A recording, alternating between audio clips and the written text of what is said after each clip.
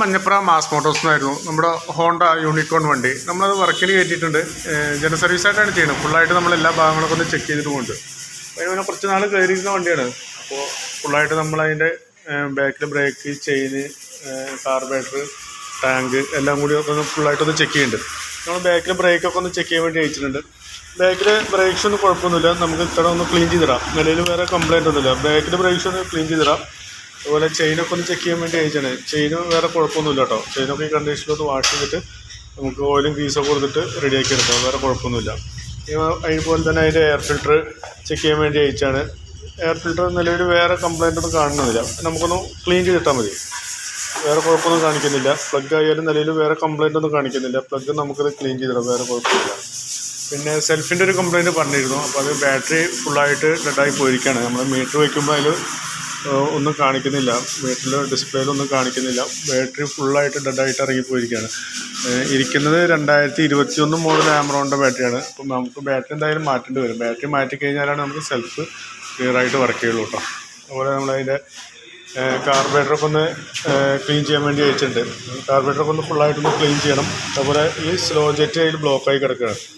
അപ്പോൾ ഈ ജെറ്റൊന്ന് നമുക്ക് മാറ്റിയിട്ടൊന്ന് ക്ലിയർ ചെയ്യണം കേട്ടോ. അല്ലെങ്കിൽ കാർബറേറ്ററിനുള്ളിൽ വേറെ കുഴപ്പമൊന്നുമില്ല. നമുക്ക് ഫുള്ളായിട്ടൊന്ന് ക്ലീൻ ചെയ്തെടുക്കാം. ക്ലീനർ വെച്ചിട്ട് നമുക്ക് ഫുള്ളായിട്ട് ഒന്ന് ക്ലീൻ ചെയ്തെടുത്താൽ മതി. നമുക്ക് അതിൻ്റെ എഞ്ചിൻ ഓയിൽ നമുക്ക് മാറ്റാറായിട്ടുണ്ട്. അപ്പോൾ എഞ്ചിൻ ഓയിൽ കൂടി ഒന്ന് മാറ്റുന്നുണ്ട്. പിന്നെ അതിൻ്റെ ക്ലച്ചിൻ്റെ കേബിളാണ് ഇവിടെ ഔട്ടറൊക്കെ പൊട്ടിയിരിക്കുകയാണ്. അപ്പോൾ ഈ ഭാഗത്തൊക്കെ ഔട്ടർ പൊട്ടിയിരിക്കുകയാണ്. അപ്പോൾ നമുക്ക് ക്ലച്ചിൻ്റെ കേബിളും കൂടി ഒന്ന് മാറ്റിയിട്ടൊന്ന് റീസെറ്റ് ആക്കണം. അതുപോലെ ഫ്രണ്ടിലോട്ട് വന്നു കഴിഞ്ഞാൽ ഫ്രണ്ടിൽ നമുക്ക് സ്പീഡോമീറ്റർ വർക്കിംഗ് അല്ല. അപ്പോൾ നമുക്ക് ഈ കേബിളും കംപ്ലൈൻ്റ് ഉണ്ട്. സ്പീഡോമീറ്റർ കേബിളും അതുപോലെ ഈ വീലിൻ്റെ ഈ സൈഡ് വന്ന ഈ ഗിയർ പിനിയൻ സെറ്റ് പറയും, ഈ ഒരു യൂണിറ്റ് അതും കംപ്ലൈൻ്റ്. അപ്പോൾ ഇത് രണ്ടും നമുക്ക് മാറ്റിയിടാം. മീറ്ററിന് വേറെ കുഴപ്പമുണ്ടോ എന്ന് ചെക്ക് ചെയ്ത് നോക്കാം. ഐസർ അയച്ചിട്ട് നോക്കണം. അപ്പോൾ മീറ്ററിന് വേറെ കുഴപ്പമില്ലെങ്കിൽ നമുക്ക് ആ 2 യൂണിറ്റ് കൂടി മാറ്റിയിട്ട് സ്പീഡോമീറ്റർ റെഡിയാക്കി എടുക്കാം കേട്ടോ. വേറെ കുഴപ്പമൊന്നുമില്ല. പിന്നെ നമുക്ക് അതിൻ്റെ ഫ്രണ്ടിലെ ഡിസ്കിൻ്റെ പാഡ് നമുക്ക് നിലവിൽ വേറെ കംപ്ലൈൻ്റ് ഒന്നുമില്ല. നമുക്ക് അത്യാവശ്യം ഉപയോഗിക്കാനുണ്ട്. ഡിസ്ക് പാഡ് ഒന്ന് ഫുള്ളായിട്ടൊന്ന് അയച്ച് ക്ലീൻ ചെയ്താൽ വേറെ കുഴപ്പമൊന്നുമില്ല.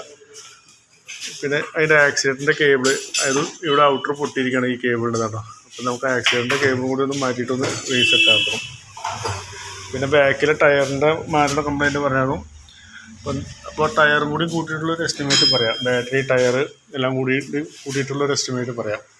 പിന്നെ നമുക്ക് ടാങ്കൊന്ന് അഴിച്ച് ക്ലീൻ ചെയ്യണം. ടാങ്കിൻ്റെ ഉള്ളിൽ പഴയ പെട്രോളിൻ്റെ മെൽറ്റായിട്ട് അതിൻ്റെ ഒരു സ്മെല്ലൊക്കെ ആകെ മാറിപ്പോയിരിക്കണം പെട്രോളിൻ്റെ. അപ്പോൾ ആ പെട്രോളൊന്നും ഫുള്ളായിട്ട് ടാങ്കൊന്ന് ക്ലീൻ ചെയ്ത് ആ പെട്രോളും മാറ്റി പുതിയ പെട്രോളൊന്നും ഒഴിക്കണം കേട്ടോ നമുക്ക്.